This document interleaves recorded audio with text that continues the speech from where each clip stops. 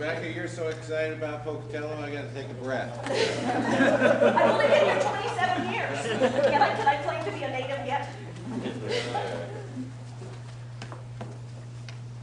Mr. May. I was going to kind of say that same thing. It's the greatest place in the whole world, and we're so glad you're here.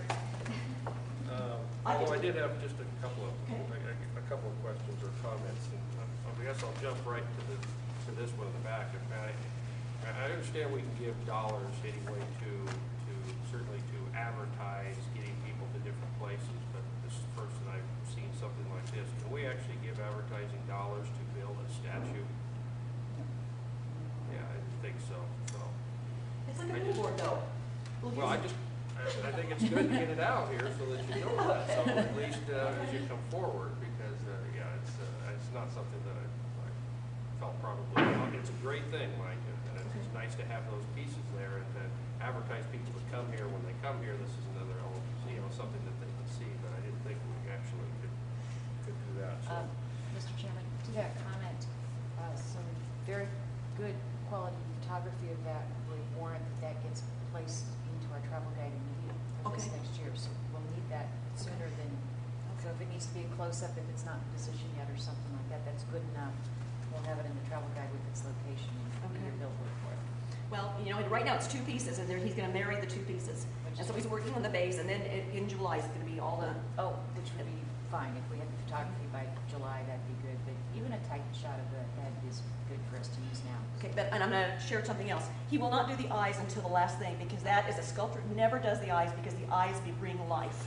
So as he's working on the war bonnet and the feathers and the ceremonial staff, the eyes will be the actual last thing. So as soon as those eyes go in, repeat.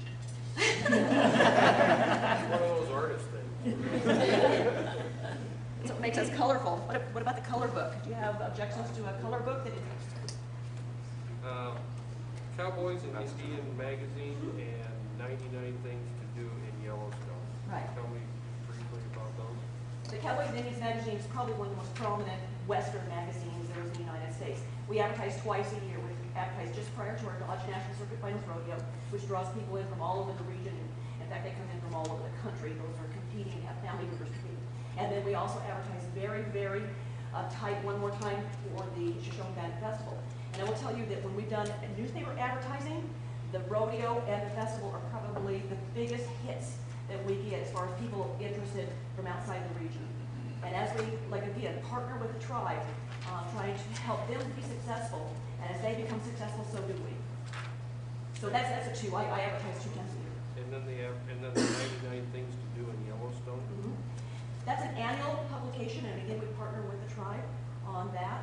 And if you buy a whole page, and we buy a half and they buy a half, we get that editorial space that we're looking for as being one of the 99 things to do on the way to Yellowstone. Otherwise, we just have an ad there that's not backed up by editorial. Okay, on the way to Yellowstone. On the way to Yellowstone. Okay. But we're going to be a destination. Sure. No, I no doubt. Probably by this afternoon. This is awesome. And then just, I guess one other just comment, kind of an information thing on my own self. I noticed that you put in here in regards to the FAM thing, and I certainly understand the value of the FAMs and having those available when they can come up and when they when they go down in here. But this the thing in here about your lodging association working with or that's combining with the restaurant association, has that occurred or is that? We've had one joint meeting, and there is still, it's just in its infancy. But it's very important because oftentimes when we have things like World Horseshoe come in town or the soccer kids come in, we were a city sellout last week. This week there's not a hotel room in 50 miles of us. But the restaurants need to know that. And that's the value to them, is they'll know how to staff for these events. And so by merging, and plus they also quite often, they do donate food for some of our events. So we want them to feel like they're a part of the whole process of what we bid on, where we go, what we do. But we've only had one meeting, but our intention is, and we set that quarterly, we set it at noon, and restaurants can't really make it out. We only had like 4 restaurants show up. So we're trying to reschedule that for a 3 o'clock meeting time that we can really encourage. So we did bring over the state people that have the Idaho State Restaurant and Lodging Association, and trying to, I'll call it again, to steal their ideas and kind of not have to recreate the whole thing. But I think that's where our strength is going to come in if we want to be a tourism town. Well, and that's actually kind of where I was going with that too, so, but, and you have already had that first meeting with them, I think, was it Hans that had come over? Yes. And talked? Yeah. Yes. I actually serve on the, also as the, I'm actually the current president of the Idaho Lodging and Restaurant Association, the state association, so I know he came over to that meeting anyway. And, if that continues along in there, you know, we certainly want to be supportive of that, and certainly, I think what you guys were doing down there was, what I understand, is a great thing, so. Any help we can get, we'll take. Any other questions for me? Don't forget. No, I'm just sad for you that Chief Pocatello has passed. I'm sure you would have been I am Best. devastated, but he has descendants, and you know, I have had 3 They live meetings with the here? descendants. They are out on the reservation, Yeah. and they are ecstatic. In fact, I didn't put that in my forms, but they have a whole day's worth of celebrations, everything from relay races and parades to demonstrations and encampments that will go along with this unveiling. And it's been very, very essential from the very beginning back in 2004 that we work with them, because we do have ambassadors here in our town called Pocatello Chiefs. And sometimes the Native people have been offended. One, because women are wearing headdresses and that's not politically correct. And second, because they give us funny names. I'm wannabe Sacagawea. And I always said that's because that's my name, my Pocatello Chief name. And I said, yes, she was the first Idaho travel guide.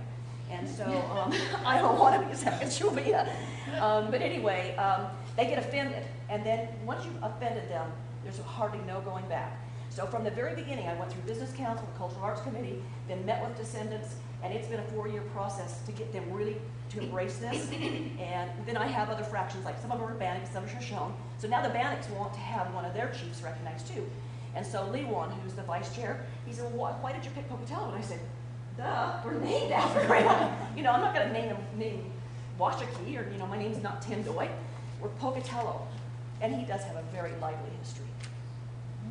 Excellent. Thank you very much. We Thank appreciate you. it.